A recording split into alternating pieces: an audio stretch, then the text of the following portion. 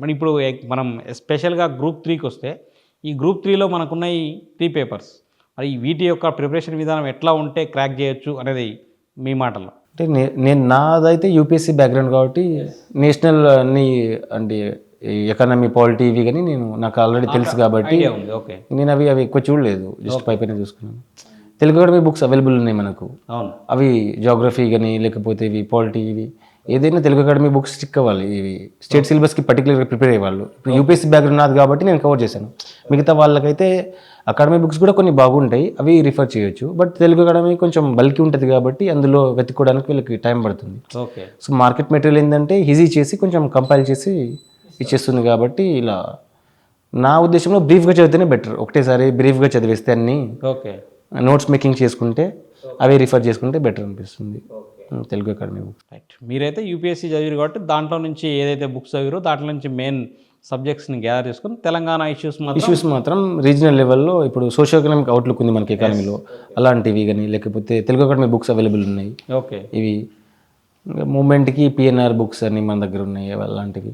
సాక్షి పేపర్లో ఆర్టికల్ ఒక వస్తూ ఉంటాయి చూడండి, ఒక ఎంసీక్యూస్ లెవెల్లో, అవి సాల్వ్ చేయడం, ఈనాడు పేపర్లో సాల్వ్ చేయడం అలాంటివి చేస్తూ ఈజీగా గెటింగ్ చేయొచ్చు. Okay okay. మరి ఇటు నెక్స్ట్ రిమైనింగ్ అంటే ఫ్యూచర్లో ఐదర్ గ్రూప్ 1 ఆర్ యూపీఎస్సీ టార్గెట్తో ఉన్నారు, మరి దాంట్లో ఇంకెట్లా ప్రిపరేషన్ మీకు కొనసాగిద్దాం అనుకుంటారు అదేమైనా? నేను ప్రజెంట్ గ్రూప్ యూపీఎస్సీ ప్రిపరేషన్లోనే ఉన్నాను. ఓకే. వచ్చే ముందు కూడా ఒక మార్క్ టెస్ట్ రాసి వచ్చాను వాజీరామ్ వాళ్ళది. ఓకే.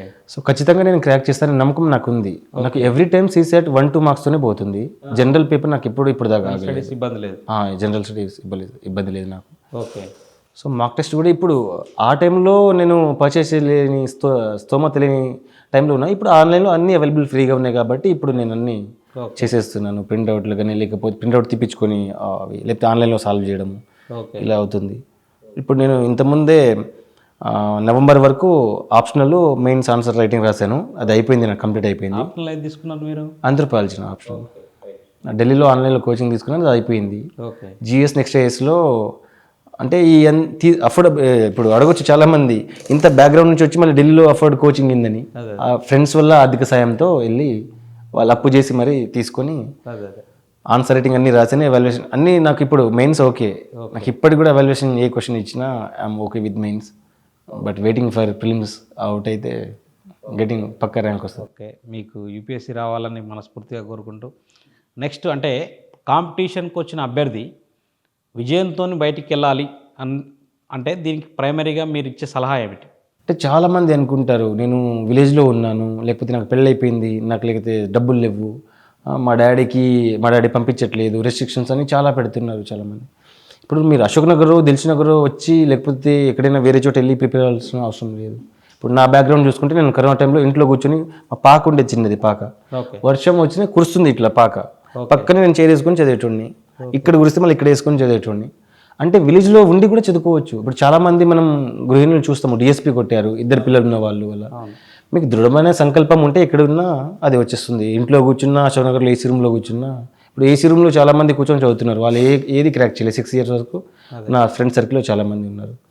బట్ పాకలో కూర్చొని లేకపోతే డైలీ వేజ్ లేబర్ పిల్లలు కూడా డిఎస్పీలు, ఐఏఎస్లు, కలెక్టర్లు అవుతున్నారు. ఈ అంటే దృఢమైన సంకల్పం మీకు ఉంటే ఎక్కడైనా మీరు క్రాక్ చేయవచ్చు. అది కోచింగే అవసరం లేదు, లేకపోతే మీకు కంఫర్ట్ జోన్ నుంచి బయటికి రావాలి, కష్టపడితే అయిపోతుంది. రైట్. ఓకే. అంటే జనరల్గా ఇప్పుడు కొత్తగా ప్రిపేర్ రావడానికి వచ్చే అభ్యర్థులకి స్టార్టింగ్ నుంచి ఎట్లా ఫాలో అయ్యి ఎండింగ్ వరకు ఆయన విజయానికి పోవాలంటే ఎట్లా ఫాలో అయితే బెటర్ అని మీ సజెషన్స్?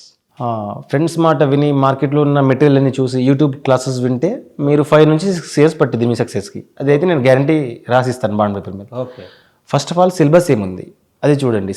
సిలబస్కి స్ట్రిక్ట్ అవ్వండి. ఒకటే బుక్, ఒక పాలిటీ ఉందనుకో లక్ష్మీకాంత్తో, లేకపోతే వేరే బుక్ చూడండి, కానీ ఒకటే బుక్ 10 సార్లు చదవండి. ఇప్పుడు పాలిటీ నేను చదువుతా, లేకపోతే ప్రభాకర్ రెడ్డి చదువుతా, వేరే చదువుతా అంటే మీరు ఎప్పటికీ సక్సెస్ కాలేరు. అదే నేను బిగినర్లో నేను కూడా అదే మిస్టేక్ చేశాను. ఓకే. ఇప్పుడు నాకు పాలిటీలో ఏ ఆర్టికల్ అడిగినా, ఏ క్వశ్చన్ అడిగినా టక్కున చెప్పేసి, ఎందుకంటే లక్ష్మీకాంత్ 9 టైమ్స్ నేను చదివాను కాబట్టి ఒకటే బుక్ స్ట్రిక్ట్ అయ్యాను అంతే, కాబట్టి నాకు ఈజీ అనిపించింది. ఓకే. సో ఇప్పుడు గ్రూప్ 3లో కూడా 50 మార్క్స్ పార్ట్ 1 పేపర్ 2లో పార్ట్ 1లో 45 చేశాను నేను పాలిటీ. అలా అంటే ఒకటే బుక్ని ప్రిఫర్ చేయడం వల్ల ఇలా మార్కెట్లో ఉన్న మెటీరియల్ అన్నీ అవైలబుల్ అట్రాక్ట్ చేస్తూ ఉంటాయి. అవి రాంగ్ డైరెక్షన్లో మనకు తీసుకెళ్తాయి. ఫస్ట్ వాటి నుంచి దూరంగా ఉండాలి. ఓకే. వేరే ఫ్రెండ్స్ చెప్తా ఉంటారు ఈ మెటీరియల్ బాగుంటే చదవండి, లేకపోతే ఇది ఇందులో నుంచే క్వశ్చన్ వస్తున్నాయంటే అవి ఏం నమ్మకండి.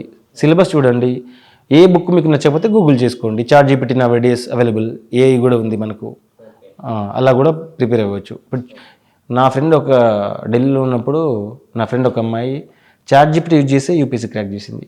ఓకే. ఐఎఫ్ఎస్లో ఉంది ఇప్పుడు అమ్మాయి. ఓన్లీ చాట్ జీపీటీతోనే, గూగుల్ చాట్ జీపీటీ, ఏ బుక్ వాడలేదు ఇప్పుడు దాకా. లక్ష్మీకాంత్ కూడా ఇప్పుడు చదవలేదు అమ్మాయి.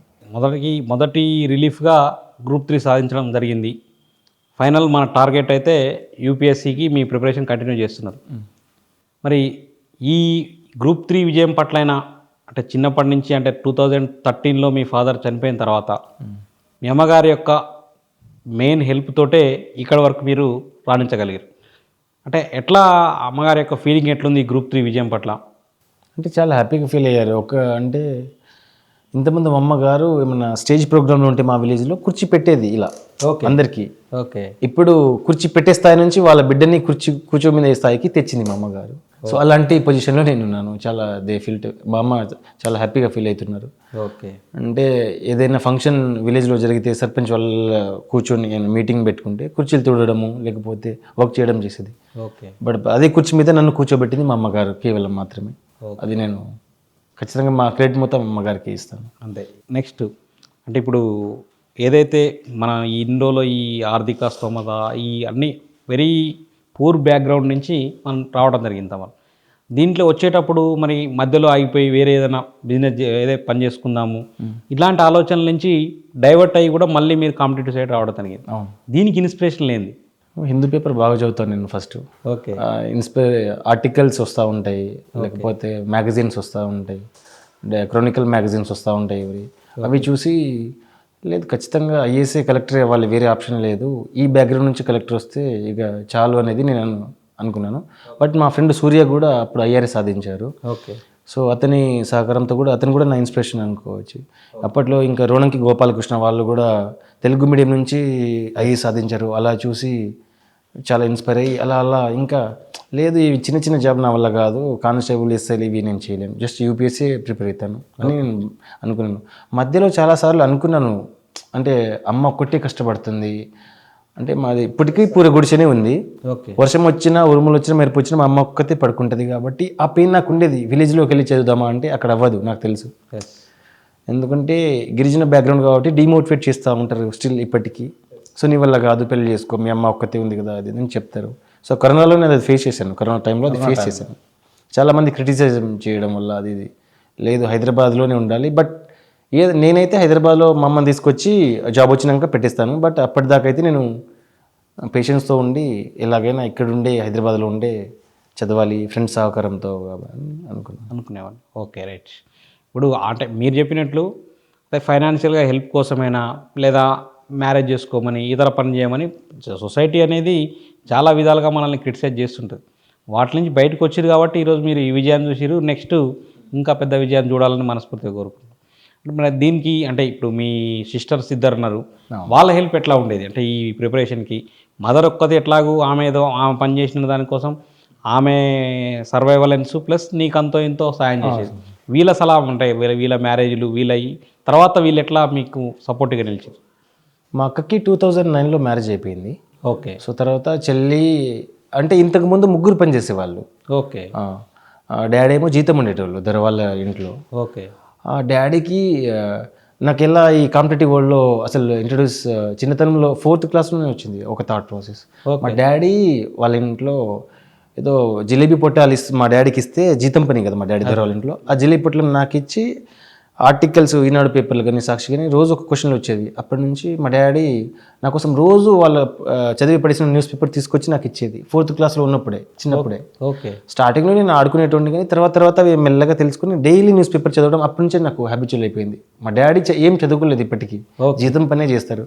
బట్ ఆ న్యూస్ పేపర్లు కంటిన్యూస్గా చనిపోయే వరకు కూడా నాకు తీసుకొచ్చి ఇవ్వడం ద్వారా నాకు చాలా ఆర్టికల్ ఇన్స్పిరేషన్ స్టోరీస్ అందులో ఈనాడులో సక్సెస్ స్టోరీస్ అవి చూసి చాలా ఇన్స్పైర్ అయ్యి అప్పుడు చిన్నప్పటి నుంచే నేను చాలా ఇన్స్పైర్గా ఉండేటోడిని. వేరే బయట తిరగకుండా లేకపోతే చేయకుండా ఏ చిన్న టైం దొరికినా ఒక్కొక్కసారి మా డాడీ ప్లేస్లో నేను కూడా జీతంకి వెళ్ళేటోడిని. ఆ రోజులు కూడా ఉన్నాయి స్టిల్. నేను ప్రతి పని చేశాను చిన్నప్పుడే.